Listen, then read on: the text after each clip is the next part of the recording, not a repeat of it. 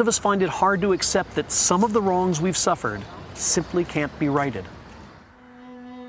I've been struggling with forgiveness for quite some time. 8 years to be exact. I had an accident that changed my life. I was in New Orleans. It's the weekend of my younger brother's wedding. And we were on a balcony at a club, and the railing gave way. There was a gentleman to my left who started to go over. His natural reaction was to reach and grab hold of something, and what he grabbed was me. But we went free-falling all the way to the street, which was about 30 feet below.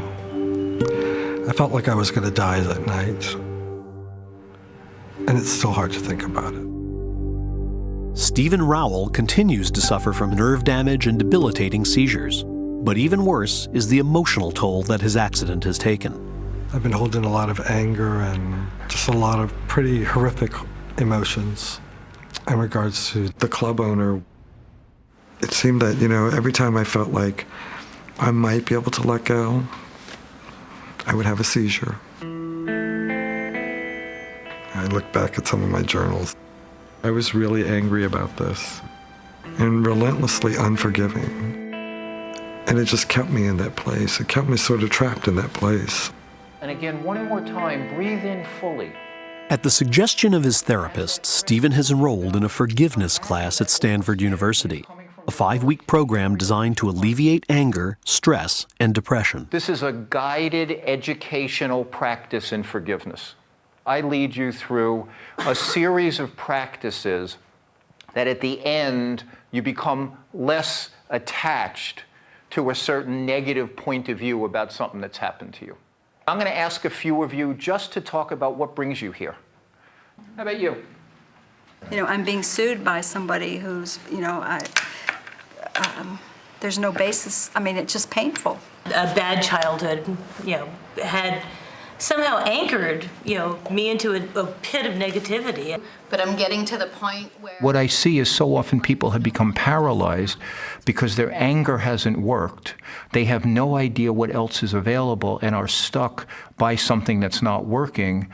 Anger over time becomes less helpful. It actually becomes crippling. And sometimes I can't get beyond That's right.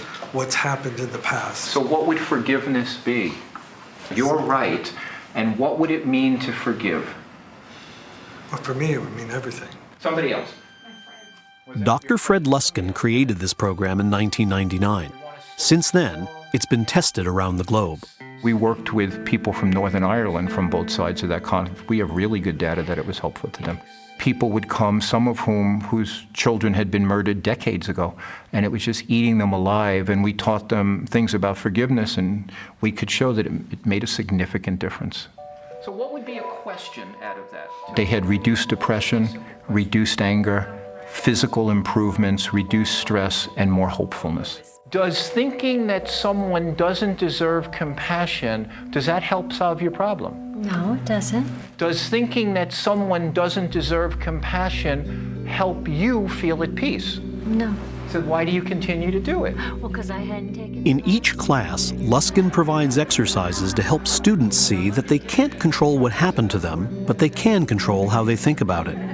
The idea is to get people to see that even though their anger is justified, it isn't hurting anyone but them. So the theme through all of this is the way you're dealing with it helpful to you? If it is, keep it. If it's not, change it. Try being more grateful. Try being more compassionate. Try telling a different story. Try arguing yourself out of feeling so entitled. Any one of those things can work. But the first recognition is, I may not be helping myself. If you do the same old, expect the same result. And don't blame anybody else for that, because we get something out of being righteous. We get something. It's a substitute for happiness, but we get something. Dr. Luskin kind of provoked me. I actually left our second class very frustrated because I disagreed with him. But, I went back and kind of really thought about what he was saying, and that's where I started to see a shift. You know, what is it about me? You know, asking myself, what is it about me that I can do to change things? Really felt sort of a breakthrough in taking the class. That was sort of a turning point. Following the course, I called my attorney and said, I'm ready to settle. I'm ready to just put this behind me, start moving forward. I have reached a point of forgiving this man. I feel like I can finally join the living again. And I can't tell you how incredibly uplifting that is.